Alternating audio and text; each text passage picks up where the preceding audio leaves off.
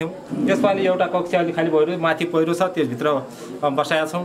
अनि पानी आउने बित्तिकै हामीले दोहोऱ्याएर अर्को क्लासमा मिक्स क्लासमा 1 2 3 4 मा 5 6 मा बसाउनु पर्ने अवस्था छ। जस्तो यो गत सालको भाद्र महिनाको राति अविरत वर्षाको कारणले यो 3 4 वटा कक्षा कोठाहरू भत्किएका हुन् र यसको हामीले प्रहरी मुचुल्का बनाएर प्रदेश सरकारलाई स्थानीय सरकार मार्फत वडा मार्फत सिफारिस गरेर पठाएका हौँ।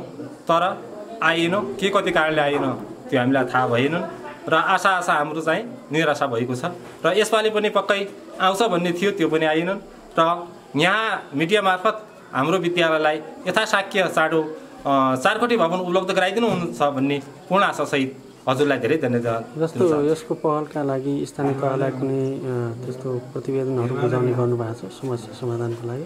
छ सर, हामीले चाहिँ समय पटक निर्णय गरेर प्रहरी मुचल्का सहित स्थानीय सरकारलाई पठाइसकेका छौँ। उनीहरूले दिने प्रतिक्रिया कस्तो खाले? उहाँको भनाइअनुसार सर हामी प्रदेश सरकारलाई खबर गर्छौँ, दिन्छौँ, पक्का पनि आउँछ भन्ने आश्वासन त दिनुहुन्छ।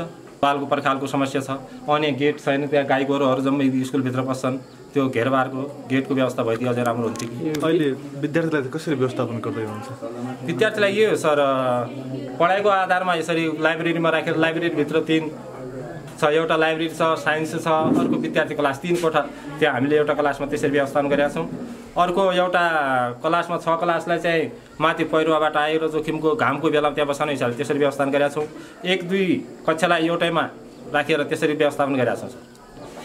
जसरी यो भवन अभाव त छ भन्नुभयो, उतापट्टि भएको भवन र यहाँको भवनको यो सम्बन्ध पनि एक ठाउँमा विद्यालय सञ्चालन गर्नु सजिलो होला। कुनै दिन शिक्षक अब्सेन्ट भयो भनेपछि त्यो पठन पाठनलाई पनि सही रूपले सही ढङ्गबाट अगाडि बढाउन सजिलो होला भन्ने एक ठाउँमा विवेशको निर्णय आम जनताको निर्णय अनुसार तल एकै ठाउँमा ल्याएको।